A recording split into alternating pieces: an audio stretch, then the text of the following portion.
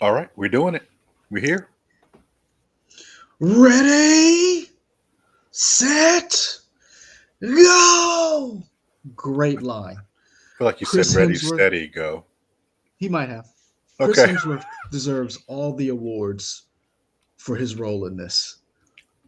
Um, this is the We Tryin' channel, a Nerdy by Nature Productions. That's Michael. I'm Leroy. We're here to talk about Furiosa, and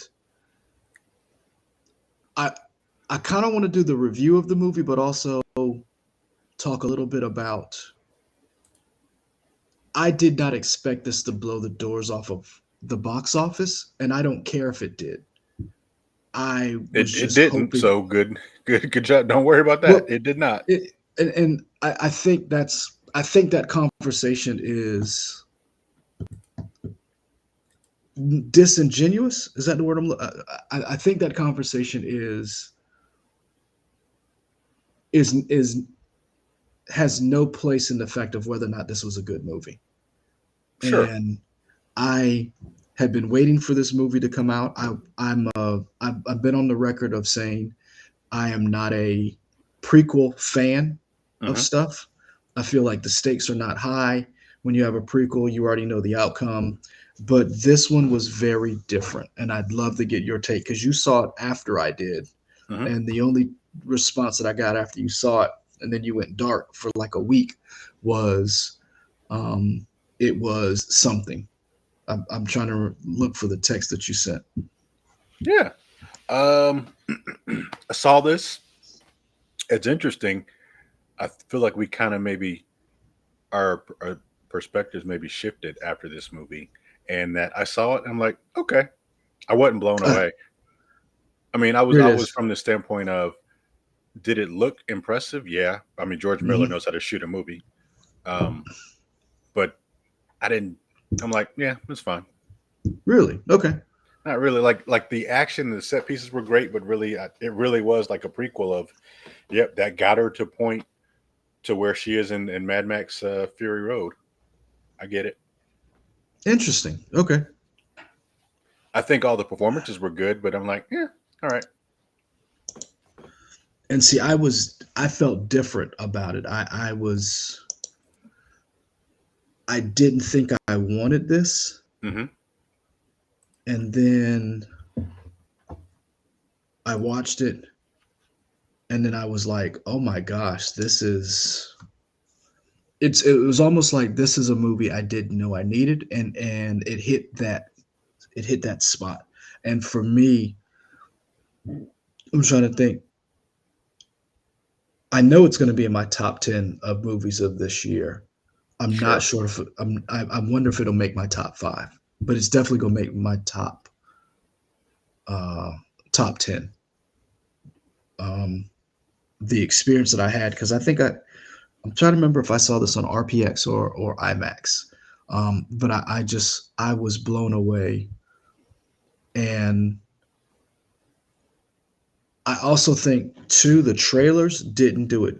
The second trailer didn't do it justice and promised a different film that I think the first trailer did a better job of.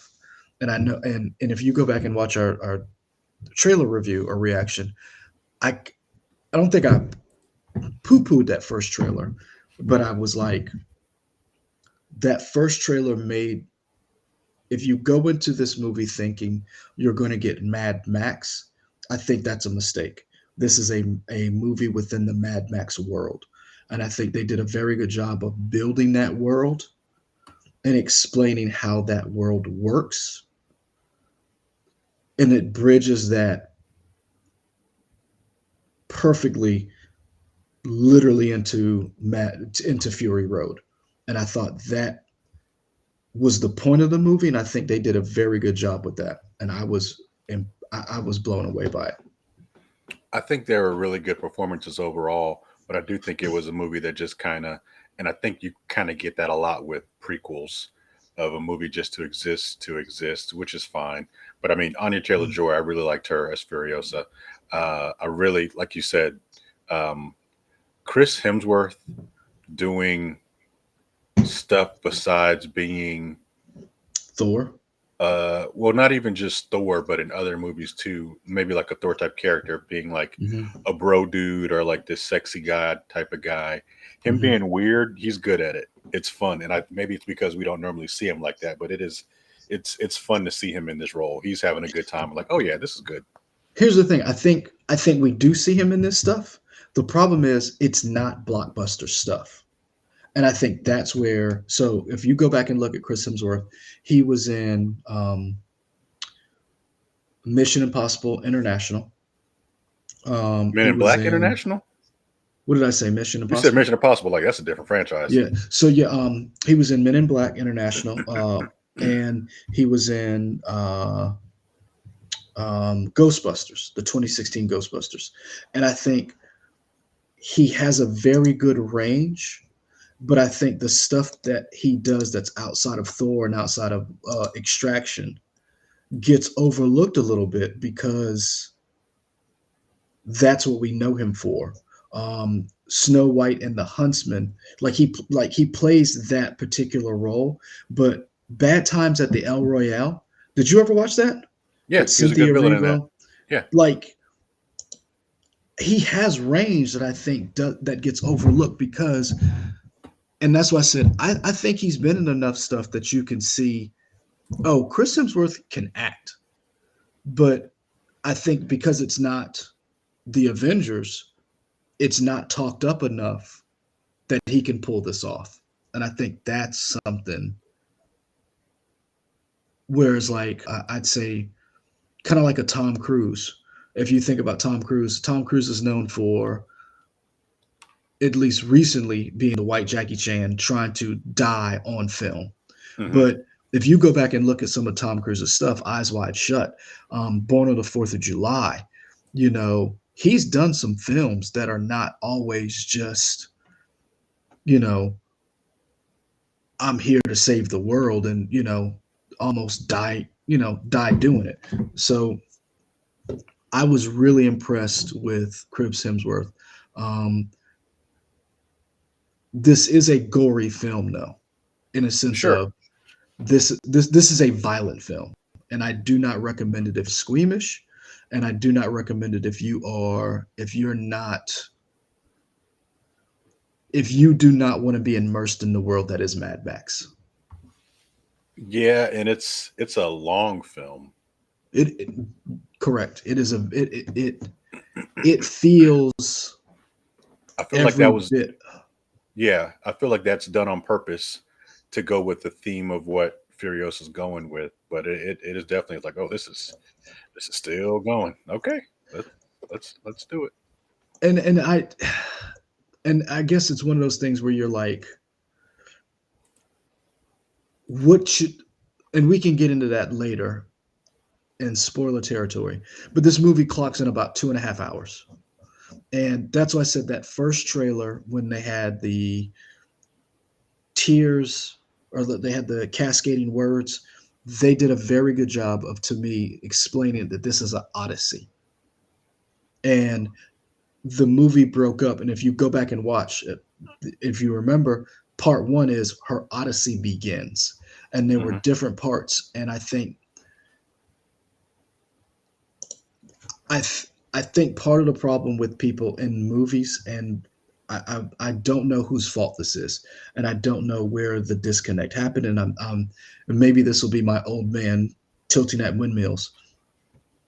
We haven't done a good job as this American society, and I don't know how this is in other cultures. So if you're in another country and you watch films, let me know so we can discuss this. I think we have done a very bad job in America in cultivating people to watch movies and understand what you're watching. Like, Hmm. look past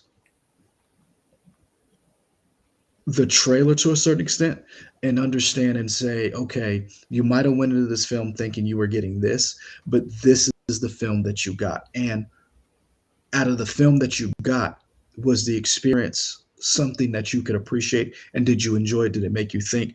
Were you entertained? That famous line from Russell Crowe, are you not entertained? I think that is what held this movie back because I think a lot of people myself included, went into this thinking we're going to get another Mad Max movie. It's going to have that kinetic energy that that first Fury Road had. And I think if you go back and watch this, this movie reminds me more of the very first Mad Max with Mel Gibson. It reminded me of that to a certain extent. The whole revenge tale, the whole Hmm.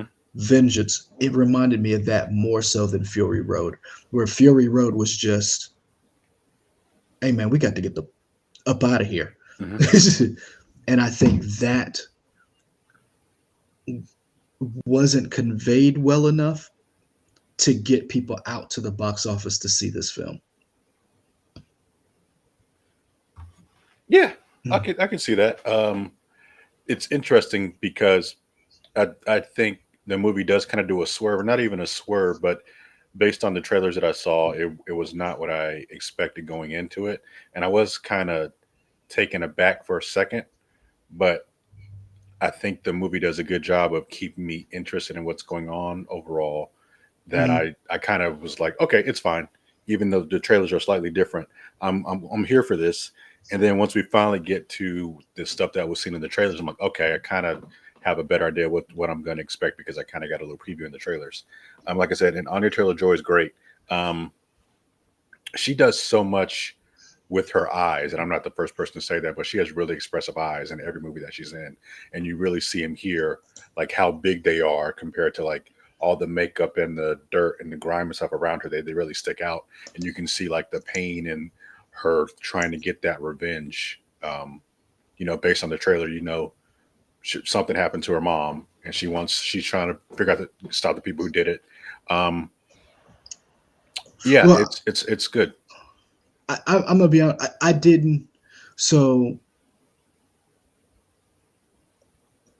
l- I will say, how do I say this? One, George Miller picked her for this role after watching the Last Night in Soho.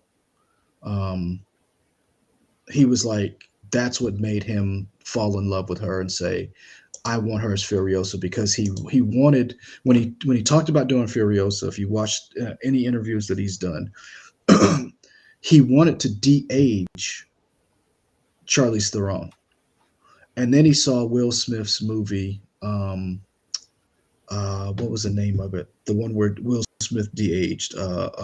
They made him younger. Oh, I can't remember the name of that Oh, the movie was. assassin thing movie. Yeah. Uh Yeah. huh. Okay. And he was like, nah. And so he picked Anya Taylor Joy. And again, I think the trailer did a very good job of telling you vengeance, but you don't necessarily know exactly what and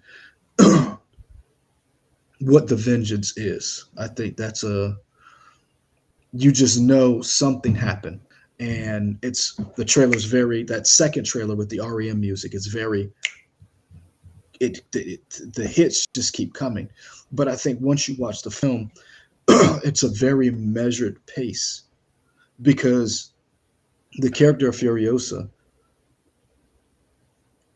doesn't talk a lot in this film. Hmm. She's a lot of times in this film, Anya Taylor Joy is trying to, or the character, because young Furiosa is played by Aaliyah Brown, and so throughout the entire movie, you get a sense of she's trying to fade into the background and not trying to be so noticed because of all the craziness that is going on around her. Um, and I really do. I cannot speak enough about this film that even though it subverted my expectations, I loved this film. I like when I tell you I love this film. After I saw this film, I immediately went and came home and watched Fury Road. Like as as you're watching this, and as soon as that movie ends, I'm like, yep, love it, Fury Road. Like it's that seamless to me. Um, Okay, interesting. so for me, it was just that, and and again, I was one of the people who were like, "Who needs this?" I wanted to see Mad Max's journeys continue. I think what really worked for me in this film was the world building, the idea of seeing the Bullet Farm, Gastown, um, seeing more of the politics of how the wasteland works. I I loved that part of this movie. Maybe a lot of people didn't. That may be why it turned some people off. But I really enjoyed this film, and we've been talking for about 15 minutes. You want to get into spoilers? Before we do that, your rating. What would you rate this? Mm, I'm gonna give it a 2.5 out of 5.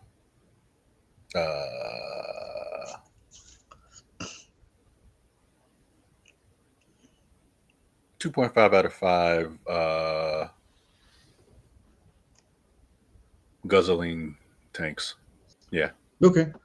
I'm gonna give it a 6 out of 5. War Boys. Jesus Christ. Okay. Yep. Yep. Okay. You think I'm joking? I love this film. I it was and it. You used the word it was an experience, and you're right. And it seems like we had two different experiences, and I like this is a physical steelbook purchase for me. Hmm. Um, I if they make a deluxe box set for this with Fury Road, I'm buying that. I Okay. loved this film. So if you would do the honor, sir. So my question is, where's the color? That's the color. Okay. Um, do you feel like because of what happened at the end of this, tying like directly, even showing a scene almost from the last movie into it, makes you want to go watch the other one more? No, it was a feeling of I enjoyed this film. We're in spoiler, right? Yeah. Okay. Um,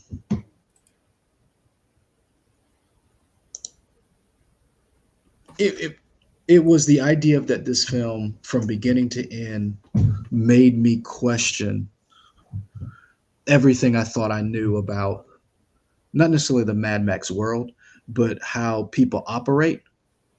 And the and I don't mistake this for saying she didn't do a good job.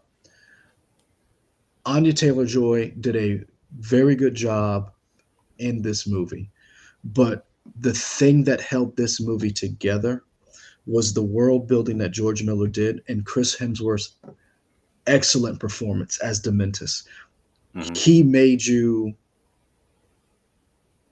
he made you hate him, but you also liked him. Like from Hmm. outside looking in, you were like, he's funny. Hmm. And I I did not realize this in the trailer. If you go back and you watch the trailer, they do a very good job of covering him growing older, seeing him at different points. So like when you see Anya Taylor Joy meet him in this messianic tent with this white to the end of the film, he's had a hard life. Yeah. And you you real and I don't know if it's because it's Chris Hemsworth, because in the beginning he was so lovable as a character, or is it just that we knew something was going on? That teddy bear, you knew he had suffered some type of loss, Hmm. and whatever that loss was turned him into this. And I think he did a very good job of because that ending to me, when he was like, "Do you have it in you to make it epic?" I did not understand what that line was when I first watched that trailer because you only see it that one time, then that first teaser, and then you see the end of the film, and you realize when he's like, "You're me," and he's like, "Nothing you do will ever give you the satisfaction of what I did to you." And I was like, To me, that was what this entire journey, because remember, there were times she could have just walked away. Hmm. There were many times that she did not have to go back, time after time again, trying to get this man. She lost an arm. She She lost a lost her mama. lover. I mean, she lost Snake. Hey, when you So first saw that dude, did you think that that was Mad Max? I was no, slightly confused. I was like, "Is this Mad Max?" I was like, "Oh no, this no. is the person that she lost that she told Max about." Okay, got it. I'm gonna tell you right now. I thought that was Snake, and I'm Snake watching this. Plissken? I was like, that's no, that's Metal Gear Solid. Oh, okay, I was like, that's Snake. okay, I was interesting. like, where is Liquid Ocelot, or or um, uh, French Montana? You like all just was like, where are these people coming out? Because I just when Tom Burke walked on scene, I was like, that's Snake. Hmm. Um, I was very much in love with all the characters. I have two quibbles. One, the time this movie did feel the 2.5 hours, Hmm. but But do you feel also like that was purposeful?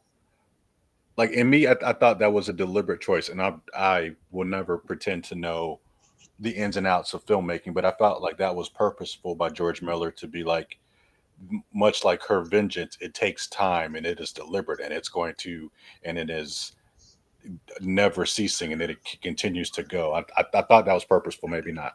yes, in a way, but that goes back to that thing that I was telling you about. We have not taught people to watch films the right Sure. way, because just like, so you make an excellent point of the time of the film was on purpose to show you not just that this vengeance takes a long time, but how much of her life, I don't want to say is wasted, but how much of her life Consumed. was consumed by It's this Moby all, Dick. and she had nothing else going on. Yeah. Like, and I understand that there are parts in the movie where she couldn't have escaped, but there were parts of the movie where she could have just blended in, and it's because she was resourceful, she could have gotten away. um I In my opinion, but Hmm. I really did feel like that time is maybe a breaking point for some people, because they're like, it doesn't need to be this long. um but also I feel like there were a lot of cool characters that they just wasted. um the guy who plays uh where is he? The Octoboss, the dude who had the black helmet, and who was like, Black helmet. remember the guy, he had the black helmet with the horns and stuff. He was one of the bikers, and he quit the gang, and then Oh, he was sure. raiding. Yes, I was like, he was one of the coolest characters on here. How do Well, you I not definitely think this is a thing where George Romero was like, "Oh, you know what? Let's make a bunch of cool action figures and not really mess with them a lot." but it's not that I don't think he didn't mess with them. Like, do you remember the guitar guy, the guitar ghoul The from Fury doofus. Road? The doofus, yeah. Uh huh. I think there were a lot of cool characters that he introduced in this one where I would have liked to spend more time with. I thought James Helms being Scrotus, and you're like, oh, Josh Helm being Scrotus, and you're like, weren't you a war boy in Fury Road? Like, I know that's you. And the whole time I'm like, you're the war boy that was on the car with Nick, and I was like, yes, you are. And it was the, remember, if you remember in Fury Road, the war boy who ends up with Mad Max and them, and I'm trying to remember what his name is. Um, I got a computer right here. I Talking can about just look it up. Nuke. Yes. So remember the other war boy who, um, Josh Helms plays him as well. He plays, if you look it up, you'll see him, because he plays Scrotus in this one, the guy who had like the cranium. Hmm. and he plays Slit in and Matt, and it's like, well, if you're one of the sons from Immortum Joe, what happened to you sans Furiosa to Fury Road? Um, like But he's not playing we the same character, right? It's a different character. He just happens to be he's in the playing it. movie. He's playing a different character, but it was just like, bruh, hey, I can tell that's you. And two, what happened to your character? Hmm. So I thought that was a little quibble, but I really did enjoy going to Bullet Farm. I Yeah, that's really cool. enjoyed going to Gastown and seeing And seeing say the way Chris Hemsworth just fucked up those places, they were running well. It's like, man, you don't give you anything because you're just dropping the ball well, and here's the blaming thing. everybody else, and it was great. Here's the thing. It was so funny because it's like, say what you will about Immortum Joe, he runs a tight ship. That's right. The he, trains ran on time. you know, he was an effective dictator. Yeah, Um, I what did you think once the movie was over? What was your opinion of like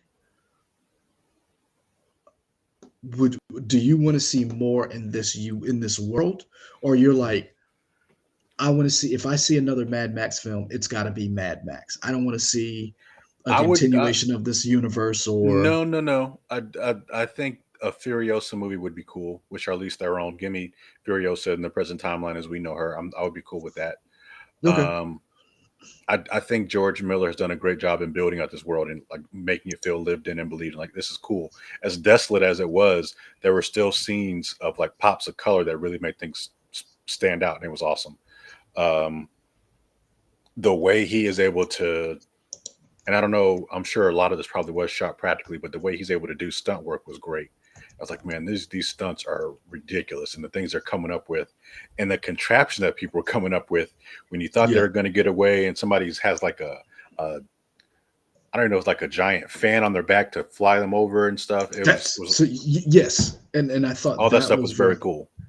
yes, like, and the war rigs I thought were cool, and then I also thought was cool was the fact that you saw one of the original vehicles that Chris Hemsworth had is one of the vehicles that Immortum Joe ends up with. Hmm. I thought that was cool.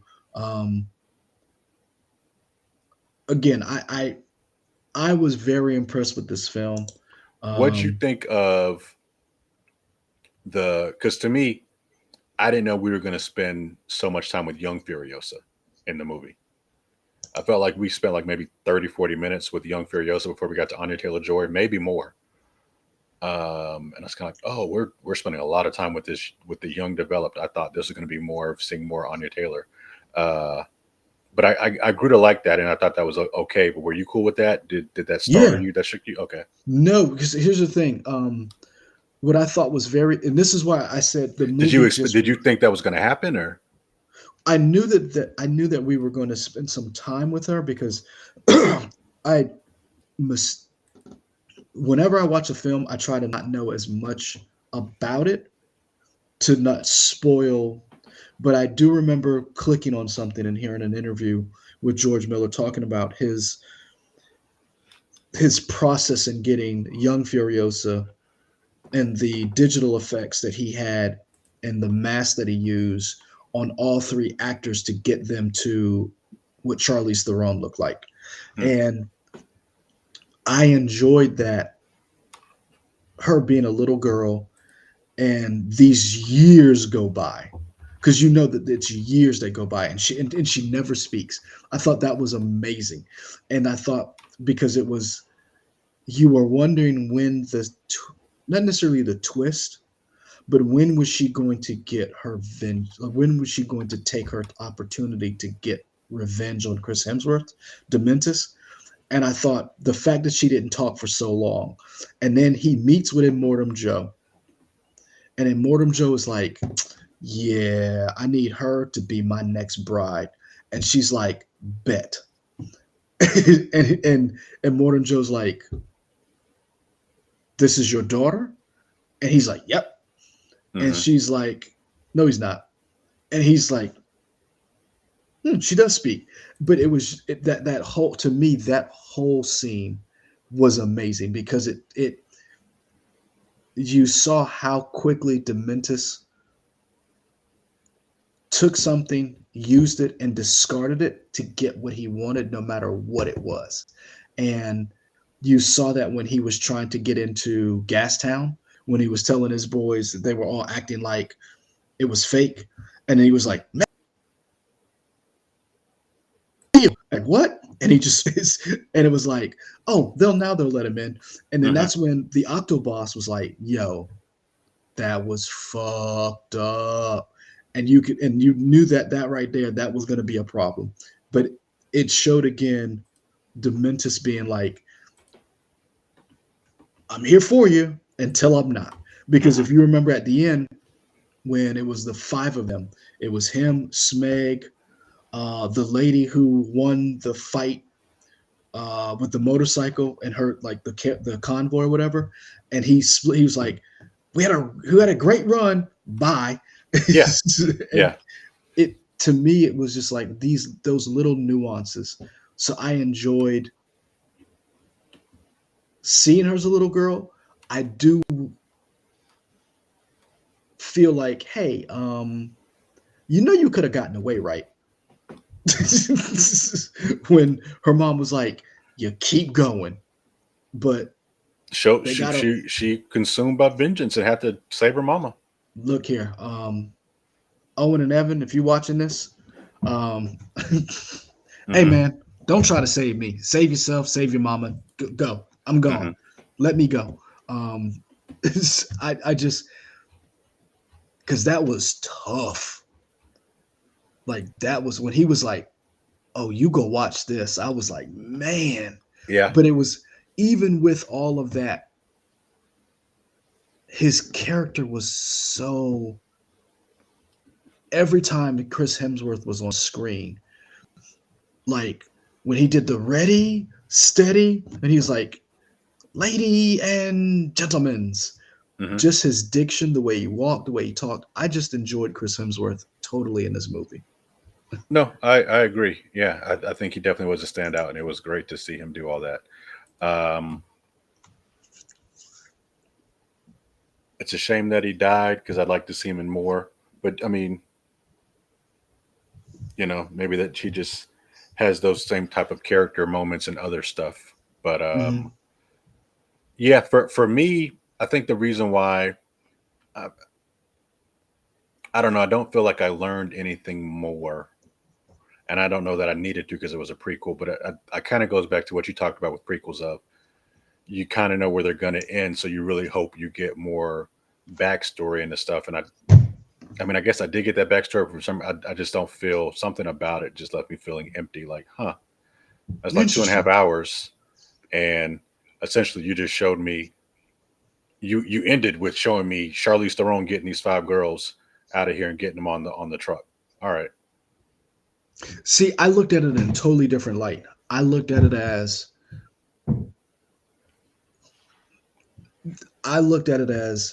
she spent all this time trying to get home, Hmm. but also wanting to kill Dementus. She survived so many different experiences that would have broken anybody else. Um, and I think what also got me was the parallels from the original Mad Max to Furiosa's journey, because just like in the original Mad Max, Max was a police officer. His family was killed by biker gangs, and he hunted them down one by one. And he was consumed with vengeance. And the second movie, he was the road warrior. And each movie was a different film. Hmm. Um, I love the fact that Furiosa was consumed by vengeance just as well, from a child ripped from everything she knew and was consumed with vengeance. And that meeting with Dementus, where they actually had a conversation, where he was like, "You're me," and almost kind of like calls her out to a certain extent, is like, "What you got? You spent all this time chasing me." And I feel like the difference is saving the girls from Immortum Joe was almost like her way of trying to get home, but also trying to, I don't want to say pay it forward, but also trying to find something good in her life and helping someone else because she could have easily left them hoes there. Sure. She could have Yeah. easily not, because here's the thing, in order for her to get those women out, she had to work with the breastfeeding women that you saw, the old woman who took care of them. She had probably had to kill a couple of guards. I don't know if there were any war boys who were willing to help, or maybe there's a couple of them she strung along, but she had to have help to get them out. Hmm. And to me, that journey of that 2.5 hour journey of her going through this, trying to get home and trying to kill Dementus at the same time, it showed she learned something from just being consumed with vengeance. Because he's like, once you kill me, what you got left? And I thought that to me was a knife. Because then here's the thing that I think the through line that I think a lot of people miss. It makes you realize how powerful when she got to the green place and it's gone, Hmm. what her life meant in that moment. Because you got to think about it, when we watch Fury Road, we don't know any of this. We just know she's somebody who survived in the wasteland. Hmm. She ended up as one of Immortum Joe's captains in his biker gang army, and she goes rogue. We don't realize that, oh, this heifer's been planning this for decades. Hmm. And then we realize at the end, she finally gets there and it's gone. And so that time when she falls down, Charlize Theron just screams, and you don't even hear her scream. The screen, it goes quiet just with that soundtrack.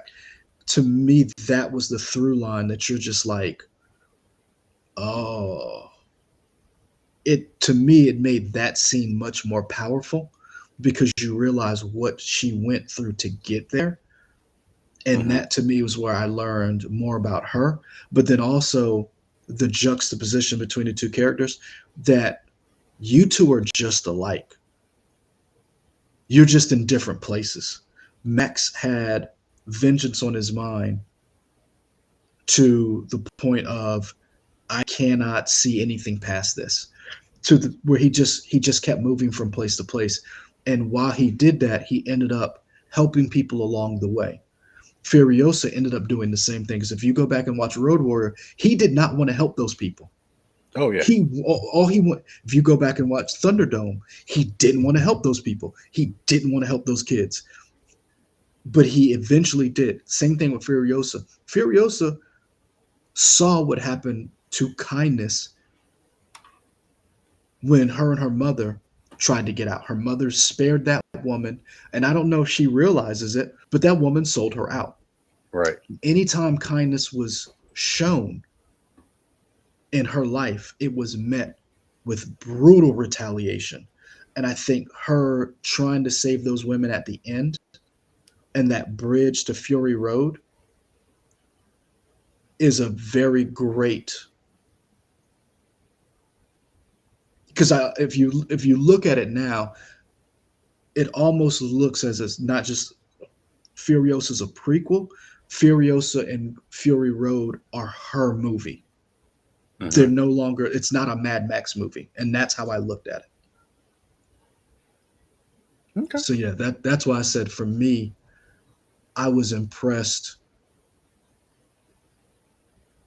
but also I realized that, and I don't think everybody else is going to catch that, because I think they're looking for the same movie they got in Fury Road. Fair enough. I can see that. Because Fury Road is basically a throwback to the original Road Warrior,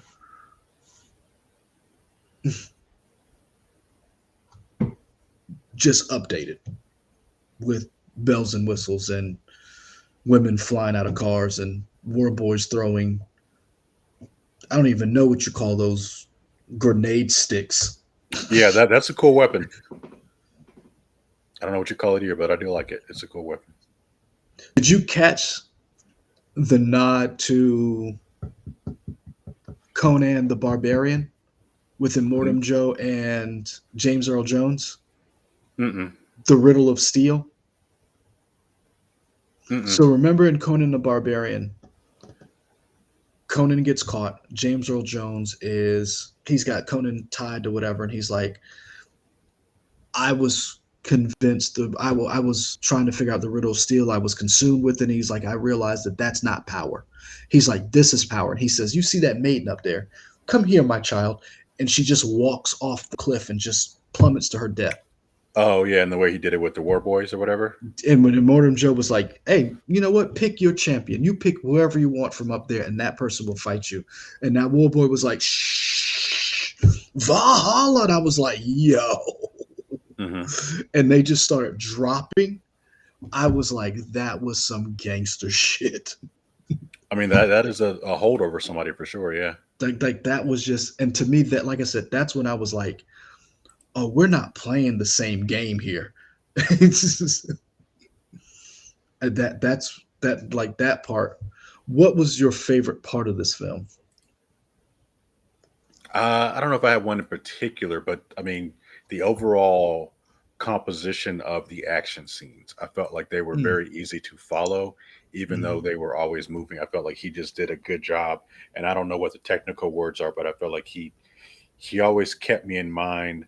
I never lost sense of where I was in the scene, even though he would kind of go all over the place. I felt like, okay, I know exactly where I am. I know where everybody is in relation to each other, and it was easy to follow the scenes. So just okay, that idea of those action pieces for me was my big thing. okay. You? Uh,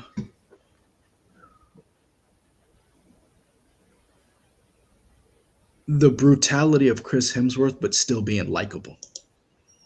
Hmm. Like the brutality of Chris Hemsworth and being Dementis, and then also realizing as bad as he was, he still couldn't take out Immortum Joe. Hmm. Like, like when he showed up with his posse, when he showed up with his biker gang, and you're like, how is this going to play out? And then Immortum Joe was like, Big Joker, and he regrouped, took over Gastown, and it was like, hey, I'm back. And it was just the ease of how he moved from thing to thing so quickly, but still commanding a presence on screen. That was my favorite part. Just anytime he was on screen, he just oozed. What is he going to do next? What is he going to say next? Because his diction, the way he talked, was just so interesting. It was so funny. I wish I could write down some of his lines so I could use them at work. So yeah. So we've been talking about 40 minutes. Um, we got to do the things like, comment, and subscribe. I really want to keep the conversation going, so hit us up in the comments if you've seen the film. If you if you haven't, go watch it. I recommend it. On Rotten Tomatoes has it a 90% on both the tomato meter and audience score. Okay. It is not. It has not done what they want it to do as far as box office numbers, but I think that's some of my favorite films did not were not the best films of all time, like box office. Hmm. Um, it has a right now box office mojo has it at worldwide 116 million. Domestic, it's only made 50 million, and internationally, it's made 65. I'm hoping with the summer that number creeps back up, but this is a movie that Now with needs to be Bad Boys seen. coming out to take over the summer. Hey man, see both. I plan to. There you go. See both. See both. I really hope this movie does well enough that maybe we can get another film in this franchise. But I'm gonna be honest with you, I'm cool if we don't, because I just love this film. But Bad Boys Ride or Die coming out this weekend, so Hmm. When are you gonna see that? When you going to see that? I should say. I'm gonna see it. I gotta see it before Friday. Actually, I might see it Friday. I'm gonna Actually, try to might see it actually Friday. see. Yeah, I might actually get to see it Friday. If not, I may see it Thursday night. May Okay. try to put the kids to bed early, and see it. But yeah, I'm very excited for this film. Okay. So yeah, Cool. All um, right, folks. That's it. we're out.